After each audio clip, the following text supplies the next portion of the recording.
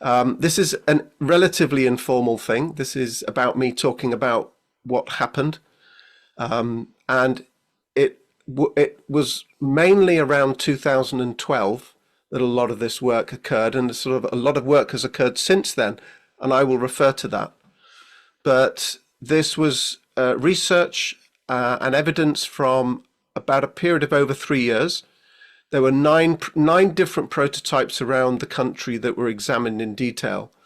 But what I'm going to be showing you here are two specific ones, locality and place-based working, that occurred with two teams that were working in parallel roughly at the same time.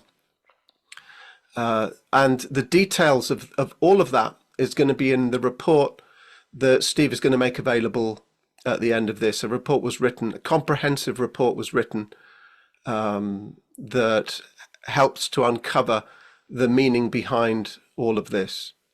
And the implications are even more relevant today than they were then, because with continued austerity, with much more interest today that we have in systemic change, we have things like the liberated method, we have mutual ventures, we have human learning systems, we have new local, we have ICSs, and we have lots of people, including a lot of people here, that are doing that type of work. The person that led this work was someone called Tracy Hawkins. She was the main change lead.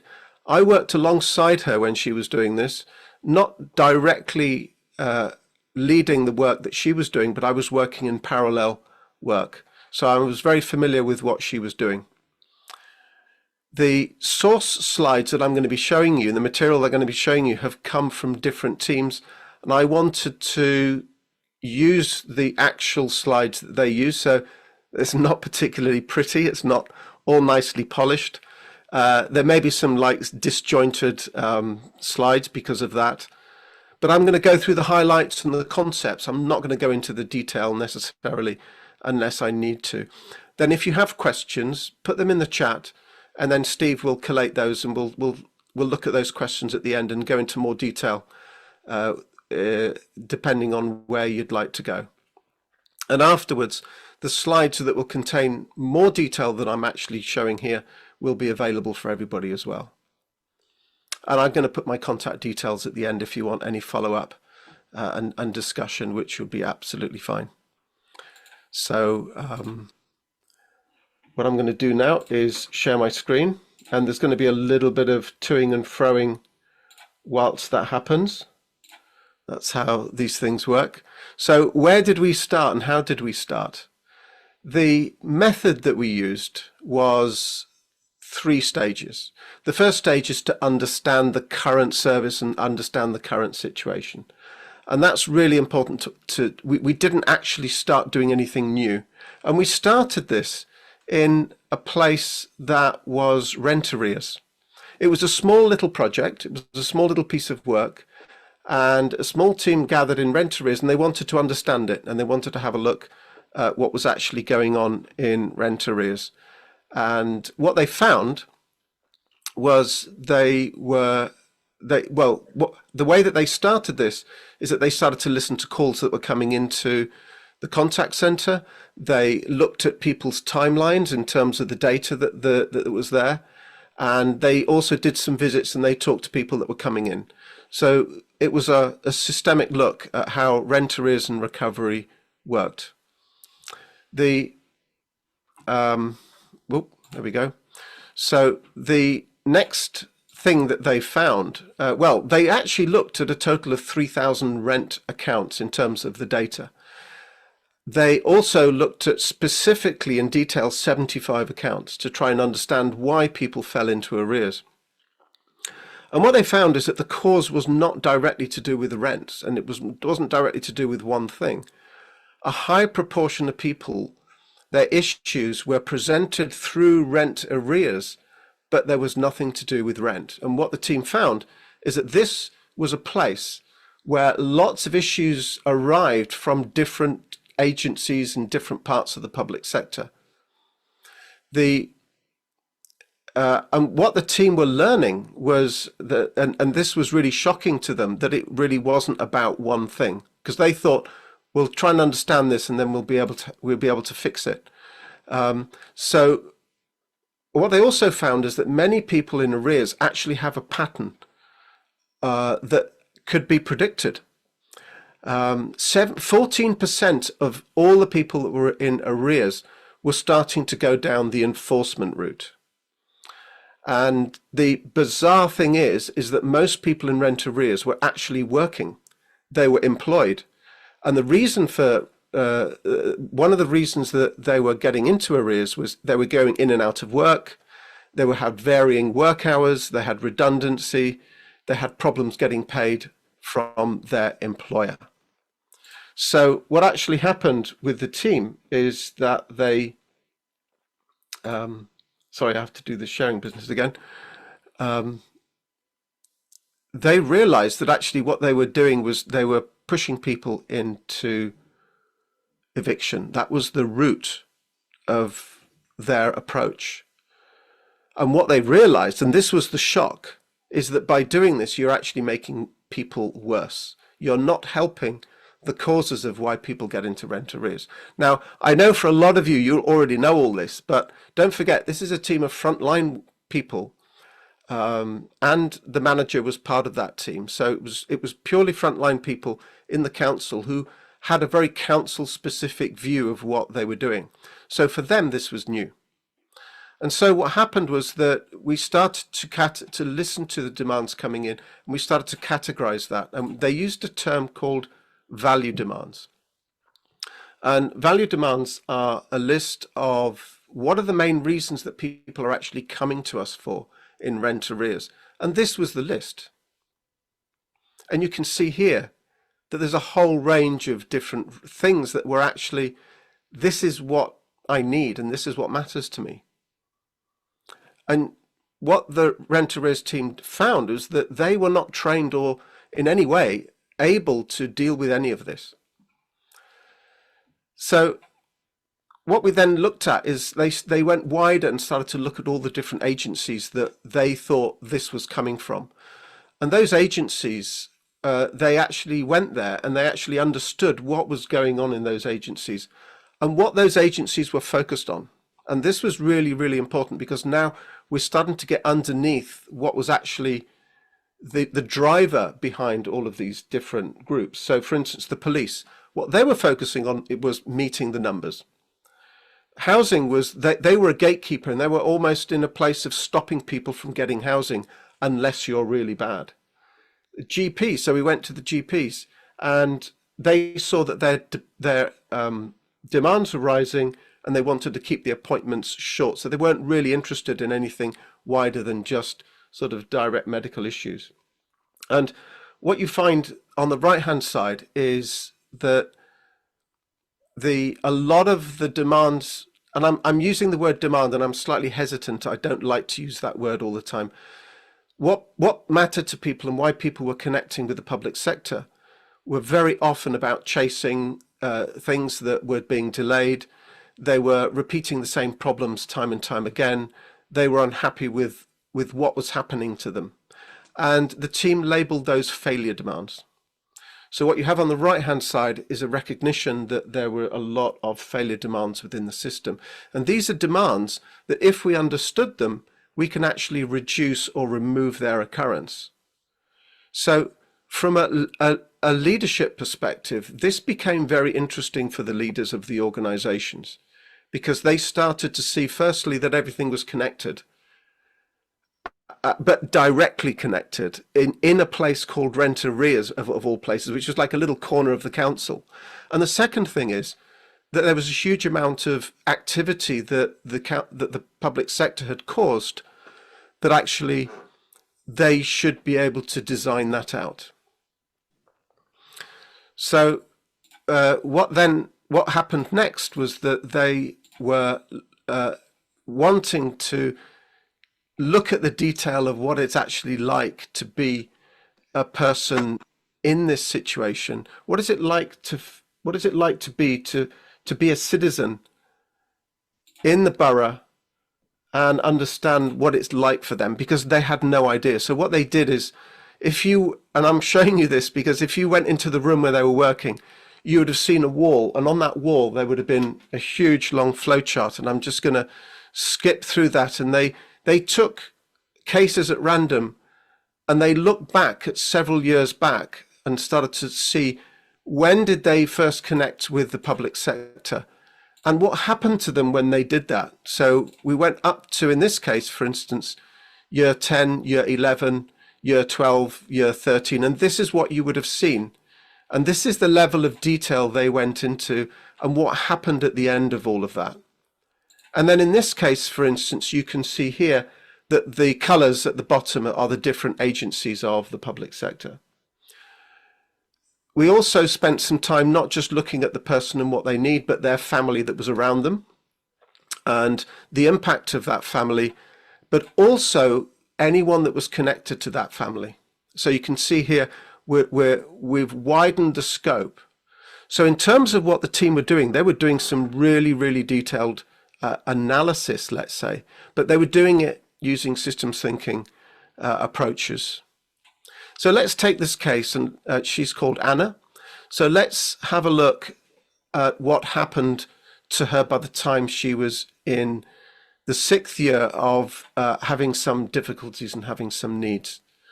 So at that point, she was living away from her family. She was struggling to cope with 3 children.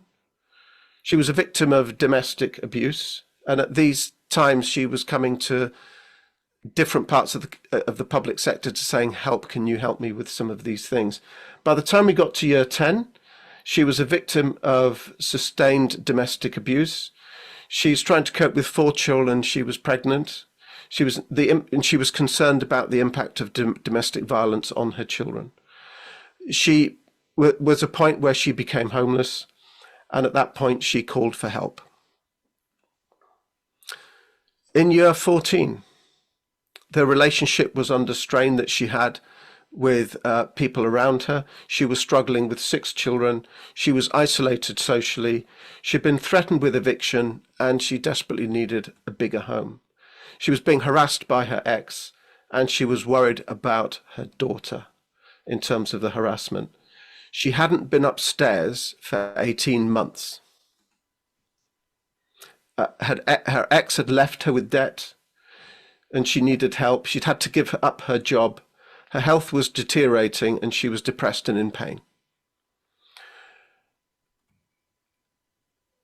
And the forecast from the team was that basically, potentially her 6 children would be taken into care.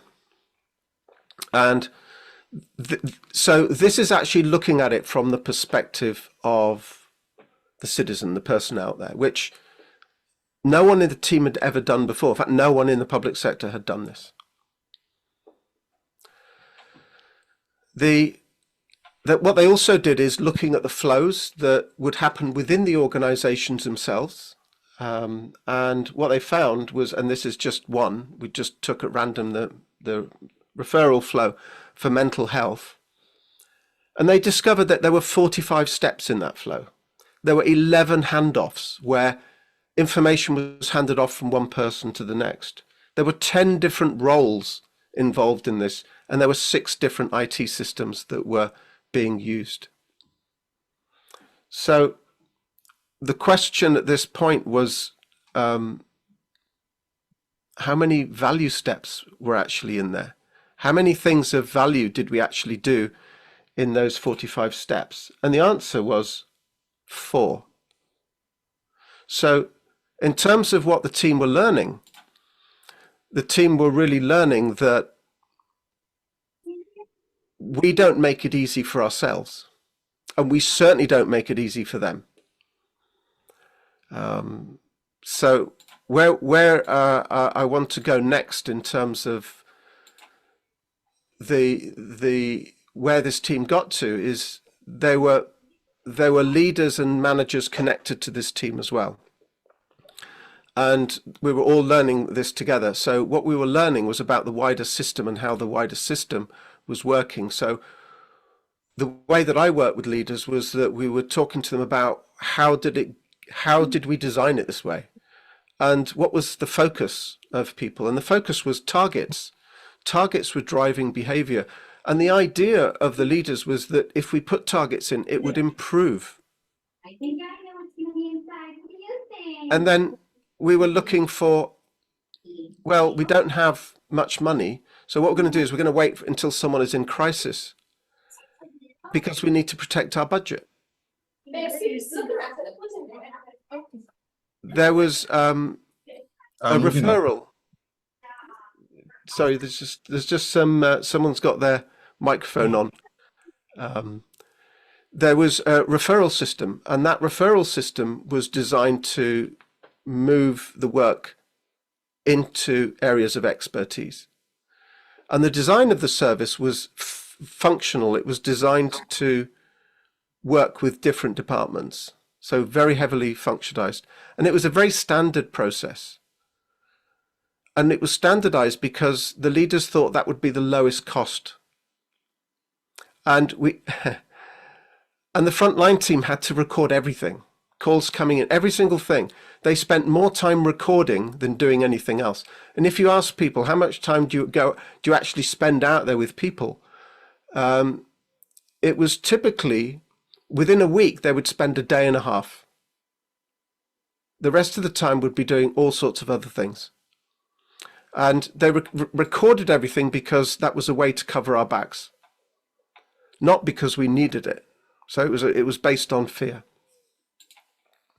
What's it like to work? So the team learned, what's it like to be a citizen in our borough? I get every time I go to one door, I go to another, I go to another, I go to another, I come back out again and get pushed to each different door of the public sector. Constant referrals and repetition. I have to keep repeating the same things, and there's no connection. It's disjointed between you all. Basically, a lot of people just give up. And you can see in Anna's case, she wasn't able to get the help that she needed. There were many, many demands placed on the system, but it just didn't go anywhere. And it actually makes people worse over time. And what is it like to actually work in that type of situation as a council officer or anyone in the public sector? It was very low motivation. You have a lack of understanding of the person that's coming in and that you're dealing with. You don't have the understanding. You don't have the holistic systemic knowledge that you would need. There was no ownership. Your job was to do something and then pass it on to someone else, and you'd forget about it. And the question is, am I actually helping? And basically, it was a very unpleasant and stressful place to work. So what we decided to do next was to start with the experiment. That's the next stage in the process. So when we did that, we're on the second box in the middle, so the experiment. And so this is where we're actually going to do something. And the team consisted of customer services. So this was a much wider team now. There was rent arrears, there was social care, and there were different parts of social care that were pulled in when necessary.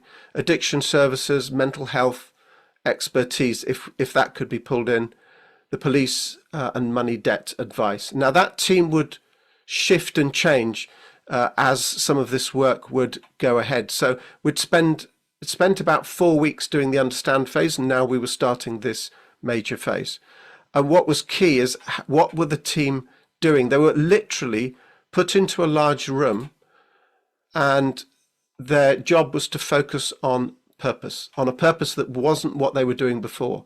It was to help the people that would come to them, help me to resolve my problems and understand what I need from my community and support me to be involved. Now, I know that a lot of us working in the public sector have that. But what happened here is that we put people in the room and allowed them to actually bypass all the procedures, policies and processes that were within the organization and decide what to do themselves. And these are the principles that they had to guide them. So their job was to understand people, and understand the nature of their issues, and they make decisions based on evidence and knowledge, not opinion, or not what the rules say that they should do. They should only do what's needed to create value. So remember the 4 value steps. Just try and focus on the 4 value steps, not on the other 45. So try and reduce or don't do any of those other things if you don't need to. Take ownership end to end. So when someone comes to see us, we have to retain ownership right to the very end from when that person doesn't need any help anymore. We cannot refer on to someone else and wash our hands of it. We work as a team without departmental barriers. So suddenly everybody in there was not, they were not representing their department. They were working as a team. And there were people in there from customer services who had no direct knowledge of doing any of this work. Their job was to answer the phone. So they were all part of this. And there were 2 key rules, which was don't break the law. And when you do deal with people, we must at least improve their situation. We're not, because this was, don't forget, this was an experiment. This was learning on doing different things. We certainly couldn't make their situation worse. We also had a shared budget that we could use if we needed to. We had a senior sponsor who was a director and the chief executive. So when things needed to be done, and they were part of the team, when things needed to be done, they would be the ones that would be able to help. So let's have a look at one particular person, and let's have a look at Anna. And this is what we did. So we took real demands into the team, and the team started to do the first stage, which was what do people, what are their real needs, and how can we help? So this is what Anna said she wanted. I want help with the housework. I need access to the upstairs. And that's actually what I really want. But what Anna had been given in the old service was anger management courses, parenting program, help cleaning 1 bedroom, a toilet frame, and a stool.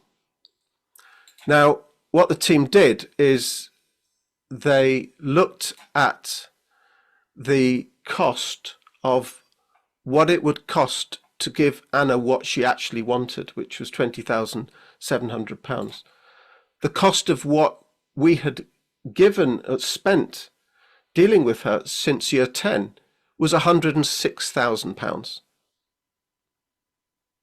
And so what the team did was plot that, and you can see that the initial cost was lower than what we actually wanted to do with Anna.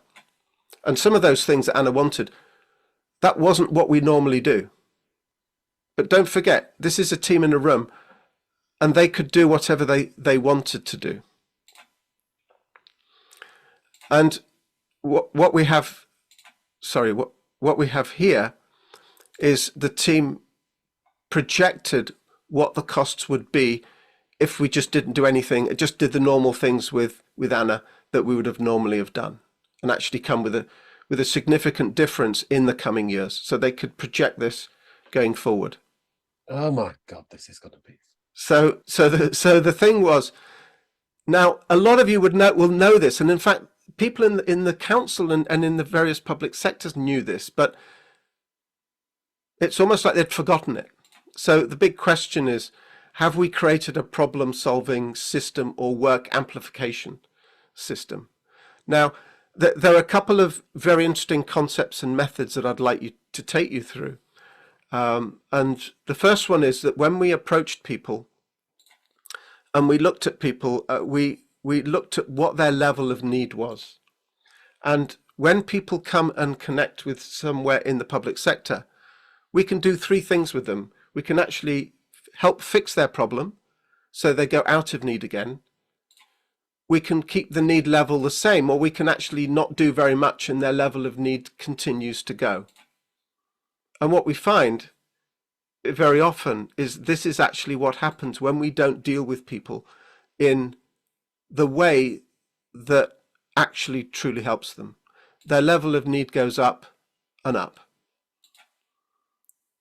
So what they found was that there were three areas of three types, let's call it. I'm hesitant to start categorizing here, but there were people with low levels of need going, well, I'm unstable and I need a little bit of help.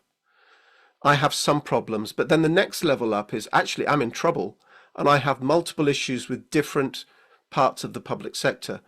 And I'm actually getting quite a bit worse. And if you leave that, you get people going into serious help. And they need much longer term support needs.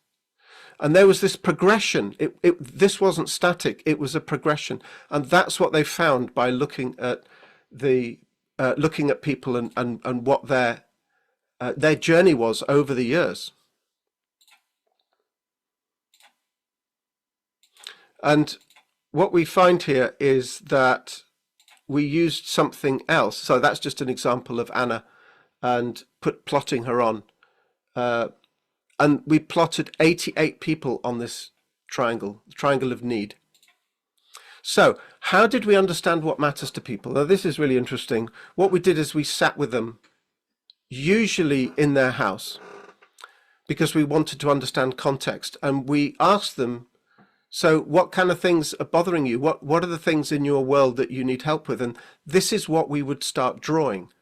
What matters to people? So in this case, the one at the top one at 12 o'clock, I'm listened to and heard. The next one is I have more confidence. My financial problems are sorted. So these aren't things that very often the public sector is there to do. So what we did is we asked them to rank out of 10 where they were now. And this is the ranking that this particular person told us. And we would leave this with them. So we would leave the list and we would develop this later on. And we would come back and we would show them this. And then after a period of time, we would then ask that again. And you can see here that some things have improved and some things have got worse. And we do it again. And over time, we do it again. Now, some people actually had this pinned up in a room where they were, and they would focus on that and they would use that to try and help them to move forward themselves. And this is what we used as the primary method of understanding people. And the types of things that the way that we would do it internally within the team is that we would put it up on the screen like this, on the wall, sorry, and we would have further details underneath that we would add in there that was accessible to all the people that needed to have a look at that. Now, in terms of the types of things that we were learning, is we were learning that our tenants have multiple problems to solve. A high proportion of our tenants have problems related to finances and debt. They typically find it difficult to get support, the ones that they really need. And the agency's approach is by individual services, not person-led. It's through rules and regulations.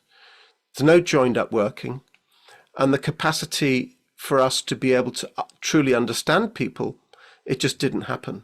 There was too many barriers in place for that to happen.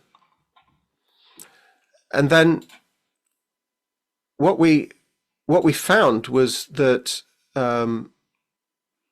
sorry, I'm just going to the example of what happened here with what the team were doing is that there were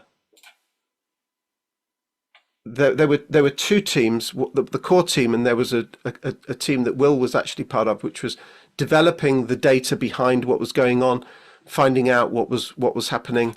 And so there was an enormous amount of evidence that was being built up directly from the team. And what was going on is that they were the directors and other managers were directly connected to this team, and they were interested in particular areas. And I was working closely with them in terms of the difference between before and after. So what you see here is the cost of what happens with Anna in the current system, and then compare that with what happens with Anna in the new way of working.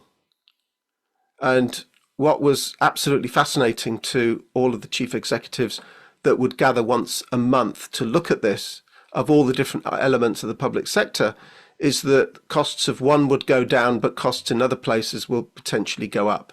And I've got more of these slides available in the pack that will be available to you shortly after this, that I'm not showing you here. I'm just showing you a sample. There were reams of these things. You certainly don't want to see lots and lots of things, but the mentality and learning that this developed in the leadership was profound.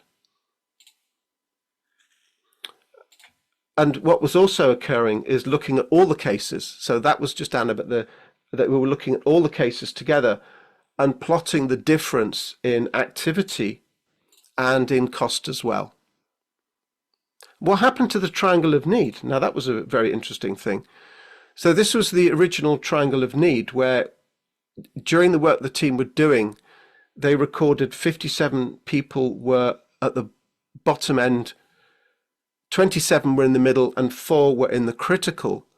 Over a period of time of the work they were doing, this is what actually happened. The 57 increased to 71, and that got dropped from 20, the middle got dropped from 27 to 13. So this was an indication of the impact that the team were having. And this, there was a lot of talk. There was a lot of talk with me and other people. How are we going to measure this? Because this is really complex. And actually what Tracy came up with was something that was very clever. At the bottom, there were 3 tiers. The bottom tier was the individual outcome level and what was actually happening with people individually and families.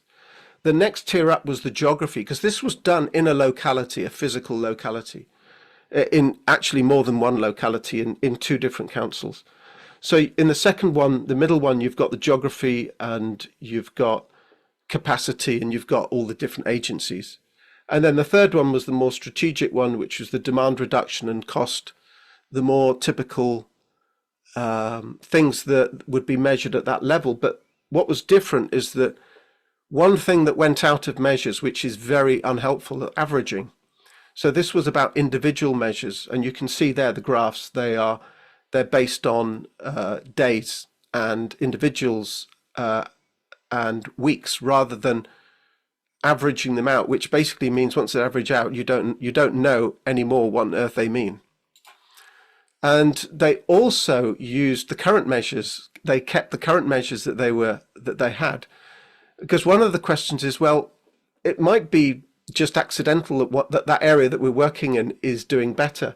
So what they did is the bottom right hand side, the top, the top one is the pilot geography, and the other ones were other geographies. So there was measures of other geographies as well where we weren't doing this work. And I've got in the pack that you'll be able to download, there are several of these as well. And they were attempting to understand things like rent arrears, crime, etc. So they were looking at general trends. What about the economics and the activities? So this was interesting. This is just 7 cases. So it was very exhausting to actually do this in detail. So they took 7 cases from at random, and the red line is the pre-intervention trend and pattern of what's happening with those 7 cases.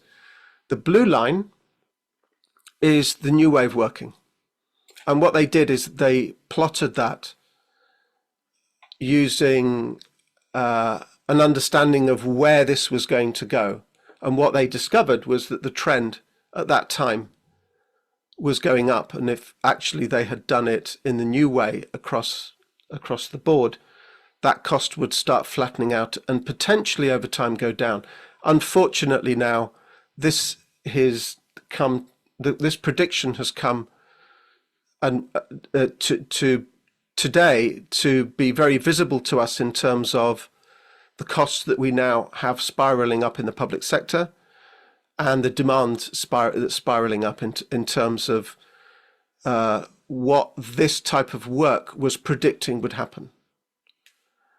They also looked at the reasons and the problems that people needed help with. And I know that you're not going to read all of this, but we highlighted in green, help me with my addiction, help me to move to a more suitable property, help me to move closer to friends and family for support, help me to keep my home, help me to get basic furniture for my home, help me to get the necessary repairs for my property, help me to keep in employment, and help me to claim the benefits I'm entitled to. So those were the main ones that jumped out. Some of those the public sector should help them with, and some of them that they wouldn't. And this is the type of thing that then I would work with the leadership with, could then go, now that we're learning this, what other parts of the public sector do we now need to start working on to contribute to making this work well across the board? So there were various, this sparked off a range of redesigns. Some were very simple, some were things where actually we can just change that, and others were much more fundamental. So that then also links to strategic discussions and strategic planning as well. So that's kind of how that worked. In terms of the current thinking that was going on at the time, it was all based on activity. It was based on assessments. It was based on referrals. It was crisis driven, and it was basically making things worse through eligibility criteria. Because basically eligibility criteria just pushes people up the triangle, and it was silo working. It was basically experts working in isolation of each other, and of course it was all driven by budget. So the method that we followed was about systemic set of principles. There was the team who were working in the room, and there was a leaders and managers track that also worked in parallel, because they had to change what they were thinking and what they were doing as well. It's not just that team of frontline people. And we had to change the power dynamic between the organizations and the citizens we were working with. So instead of a top-down, I'm telling you what you're going to get, it was a balanced power. And it wasn't about training other people on how to do this. It was about bringing them into our way of working. And it was obviously about connecting with the third sector. And I know there's a lot of work at the moment going on with third sector voluntary groups. But what happened there was that they first realized they had to sort themselves out and then start to work with the third sector, not try and do both at the same time. It was just too much. And they realized they had to move from discrete individual services that were based on digital to local community and citizen knowledge and engagement. And so that's kind of how, that's what the learning was from a more senior perspective in terms of design.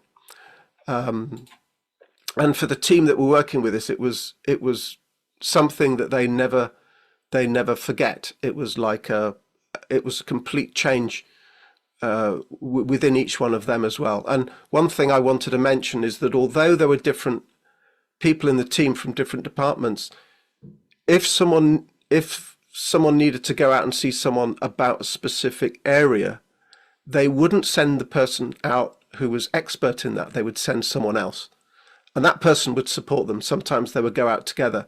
So what would happen is that individuals in the team would learn about each other's job roles, competence, and things that they could do.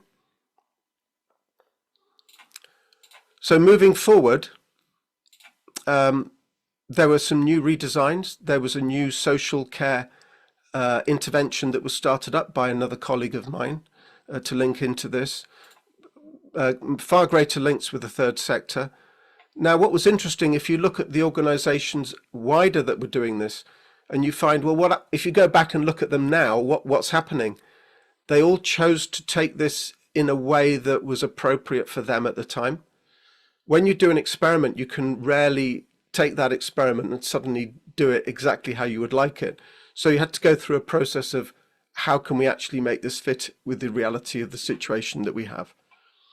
And so the outcomes that came out were individual and varied depending on that organization. So in terms of the leaders and managers, what they were focusing on were the systemic barriers. How do we work together as a senior leadership team rather than fighting for individual budgets? And how can we actually make this happen from a systemic perspective? So what you've actually got is in the slide pack that you're going to be able to download, you're going to have these things that I'm talking about now. I've written down, and they've got a whole new way of thinking, which is person-led rather than episode, understanding rather than assessments, end-to-end ownership, which is an absolutely key one, rather than referring, early intervention rather than eligibility criteria, and risk management rather than risk avoidance. Because a lot of this was based on, we just want to avoid risk. It's about managing risk. And it's about working together in a big room rather than silo working. And we can help people regardless of the problem, even if it's outside of our remit. We'll try and assist. And it's about helping people back on their feet, not doing it for them. And that's kind of it, really. In terms of the learning from this, one of the things that is really important, and I hope that's come across, is that the team were in a bubble, in isolation from the rest of the organization. Quite often, we try and get people that are currently working in the system to also work differently. Now, I've found that's almost impossible to do. And actually creating a bubble around them and allowing them to experiment is what I've found to be far more helpful. And you all know that doing the right thing costs less, and prevention is better than trying to deal with the crisis at the time. So these are all the things that they learned at the time, but they learned it for real. They learned it in terms of the reality of the pounds and pence that they were actually spending. And this was about helping people to navigate their world of, helping citizens just to do ordinary things. And it doesn't need specialisms. It actually, a lot of this was just human being to human being. And having the development of use of new measures was extremely helpful and probably essential to ensure that we knew that we were going in the right direction. And focus on what matters to people and value. So in terms of the national implications are local by default. That's what I use as a phrase. This is about locality working in its most direct way. This is the core of the value that we can actually do in the public sector. It's not about service delivery and digital, and it's about systemic leadership and design at the regional and the national level. And it challenges new public management and the current way that we think today is the right way to design the public sector. And it's led by what matters to people to live a good life based on the mission. And it's about strength-based. And it needs courage. It needs courage and long-term prevention, not fear and politics. Which again, I don't think there's anyone here that would disagree with any of this. So anyway, that's me done. Yeah, thank you very much. That was it was good to be able to share this with you, and I'd be interested to see if you have any particular questions that I can bring up, I can help with. Sorry.